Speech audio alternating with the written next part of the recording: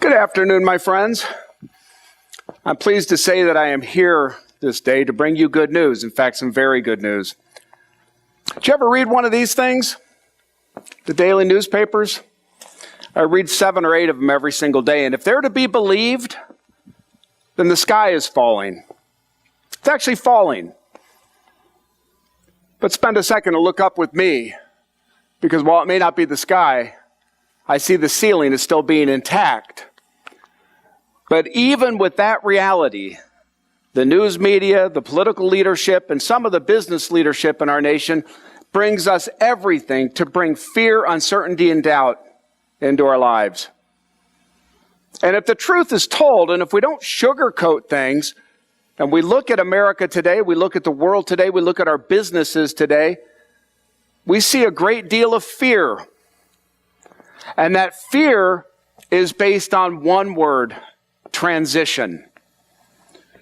We are seeing the greatest transition in the history of the world take over us today. Our nation is nowhere near what it looked like 20 or 30 years ago. The world isn't what it looked like 20 or 30 years ago. Political systems are changing. Economic systems are changing. Military systems are changing. Geopolitical realities are changing as we sit here today. And that change is a great driver of fear. It was Bob Dylan in the late 60s who came out with his famous song, "The Times They Are A-Changin'," and how true that is today. But let me lay it out for you as clearly as I can today. We are in a massive time of change, and change at an accelerating rate unbeknownst at any time in history. If we look out at a child born in 1600, the expectations of their life were not that much different than their ancestors born in 1500 AD. But if we look at a child born in 2010, they have a significantly different life experience than the child born in 2000, just 10 years earlier. And I would make the argument a child born in 2015 has a materially different experience than a child born in 2010. The accelerating rate of change is bringing upon transition to our lives that scare us. It affects our businesses and it affects our employees. It affects our methods of leadership. It affects our methods of communication. It affects our methods of simply being. But among the changes that we're experiencing, and perhaps the most dramatic, is an economic transition into what I've called the 10-10-10 economy. And stay with me because I'm going to explain what that 10-10-10 means. And I think you'll come to understand that your life tomorrow will look nothing like it did yesterday. But the fear that you and I experience of the future that's so unknown is driven by our lack of understanding often of what to do about it. How do we engage it? And we find that if we have the knowledge of what's to be, and we know what to do, then we become in charge of the future.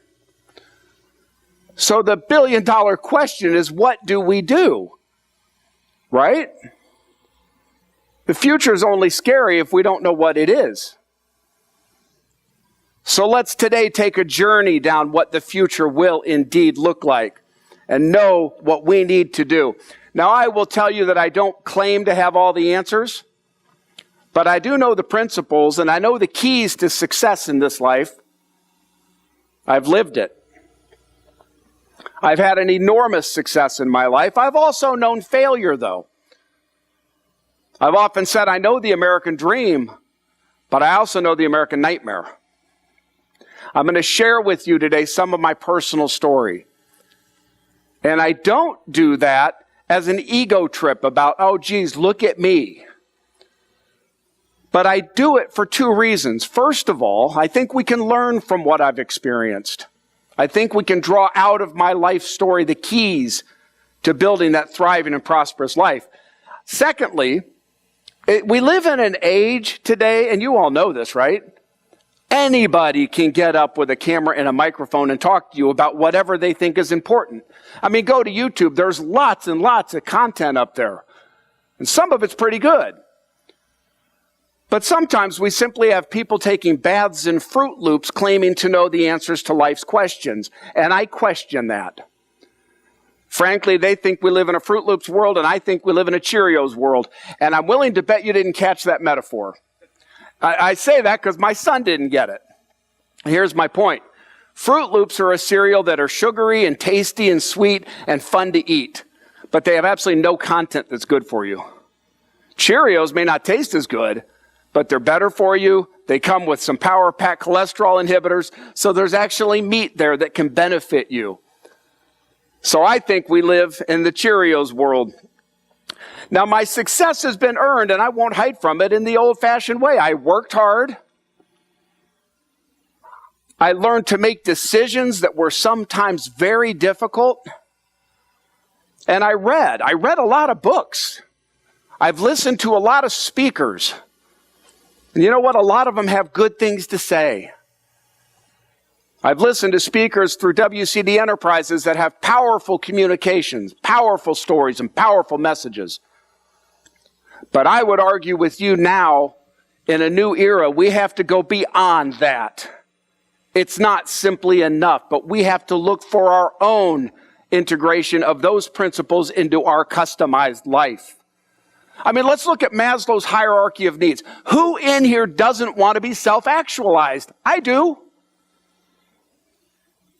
Or Dennis Waitley's 10 Principles in the Psychology of Winning. Who of us doesn't want to have the psychology of a winner? Again, I do, and I know you do. Look at Tony Robbins with neuro-linguistic programming. I mean, right on, Tony. That's good stuff. Or Simon Sinek, who claimed his fame by telling us that we need synergy in work and purpose. Well done. But in the world we're entering now, we need to go deeper. We need to understand how these principles affect our lives individually and affect our businesses corporately. Because the era that we're entering is a changed place. I believe this world is going to test you. I think it's going to test your business. And I think that test will be unprecedented in its depth and its breadth. So the question will come out, are you prepared for that test? Do you know what to do? Do you know how to envision the world that now will surround you? And what I'm about today is to try to help you on that journey. To help you understand that this transition need not be fear, but can be empowering. Because with the crystal ball of life, we can put together a plan to say, this is what we need to do. And that is what we're about tonight.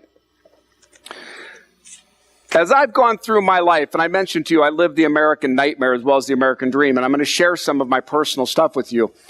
I'm going to start with some of the bad, because I've known failure in my life, and I'll tell you a story in a little bit. But one of the first keys to life I learned is don't blame the other guy. It's so simple, it's so trite, but because it's trite doesn't make it not true. We cannot let ourselves become victims of what other people do to us. My failures were my own decisions. And the principle of taking ownership of the decisions we make in our lives is one of the most critical keys to building success.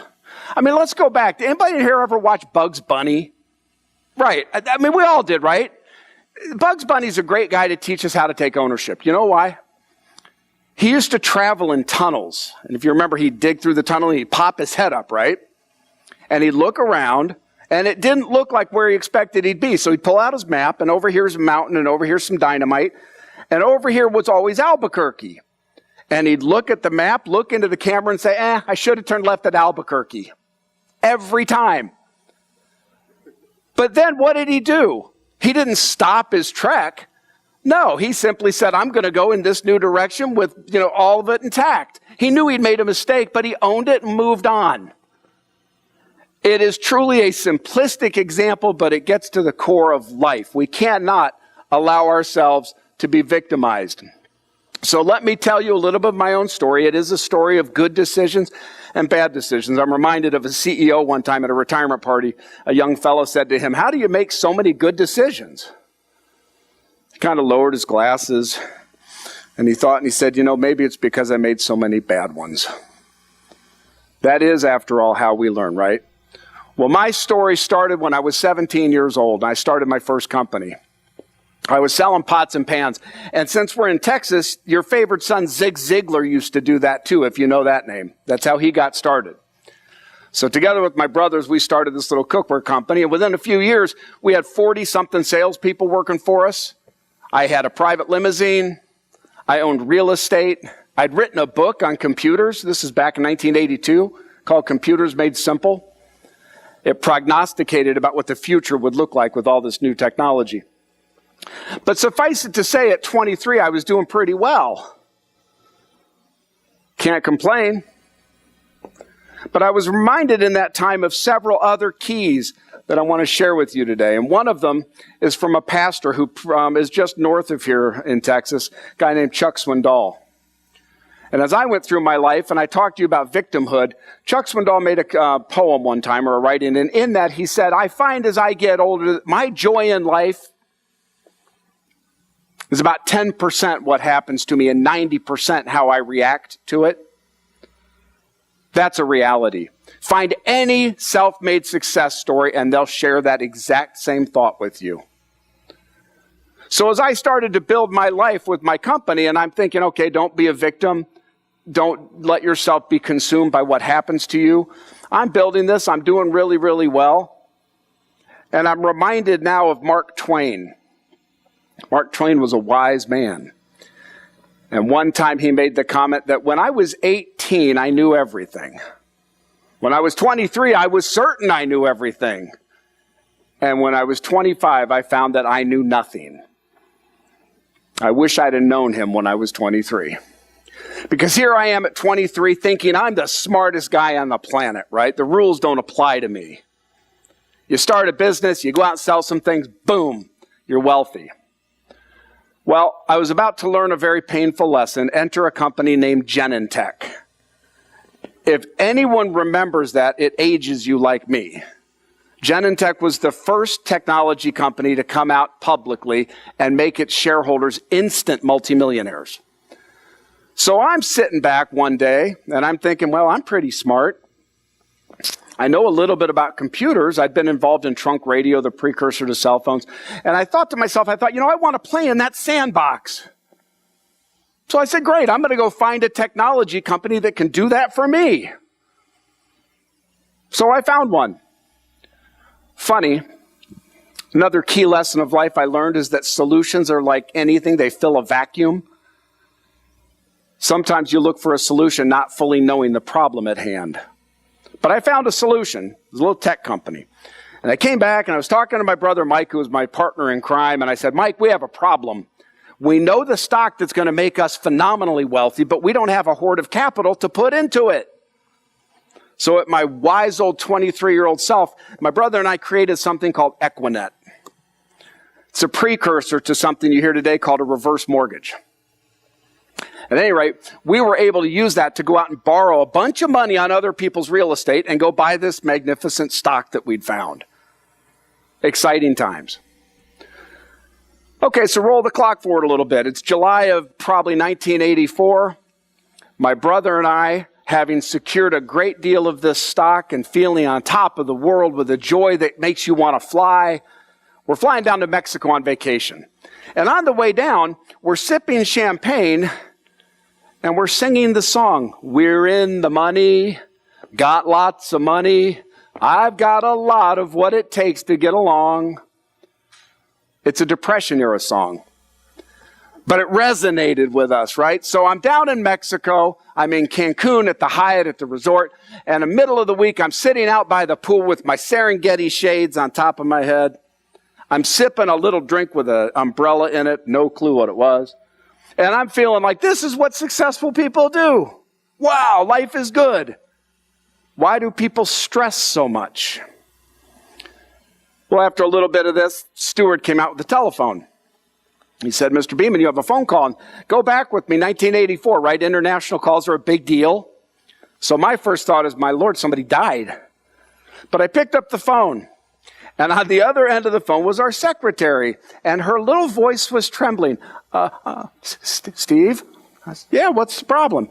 Well, the stock went down. Of course, being the financial guru I was like, well, what's the big deal? It went down. No, it went way down. So now I'm starting to get mad. And I'm like, tell me what happened. Well, to make a long story short, this stock came out at 10 cents, ran up to 33 cents, where my brother and I bought a whole bunch of it. And in a span of 6 hours, it went from 33 cents all the way up to 3 cents. A 90% loss on borrowed money. Not a good circumstance. In fact, if you think about 1929, Wall Street laid an egg. In July of 1984, I laid an egg. And I can assure you, on the flight back, we weren't singing. It entered one of the most difficult periods of my life, but I was carried forward by the Dennis Waitley program of the psychology of winning. I was carried forward by knowing that I couldn't be a victim of what this stock owner did to me. I was carried forward because I knew I couldn't blame others. I had to take accountability for my decisions. I mean, I remember several, and I could tell you story after story, but one of them comes to mind, and it's with me deeply. It was a night in the winter of 1985, and I was just coming out of this, and I hadn't eaten in about 4 days. I had no money. I'd been evicted from my apartment. My cars had been repossessed. I was in desperate shape. And I found a quarter. It was in my couch. And I picked it up, and I looked at it, and I broke down and started crying like a baby. Because with that quarter, I could buy a 19-cent box of macaroni and cheese. I'll jump forward. When I sold my company to Schwab and I made millions of dollars, my lawyer said to me, Steve, you're the poorest rich man I've ever met. It's because that feeling never leaves you. But as 1985 comes around, I decide I'm never, ever going to let that happen to me again. So I go out and I say, hey, how do we recover from disasters in our businesses and our lives? And I decided I would learn everything I could about everything that was relevant.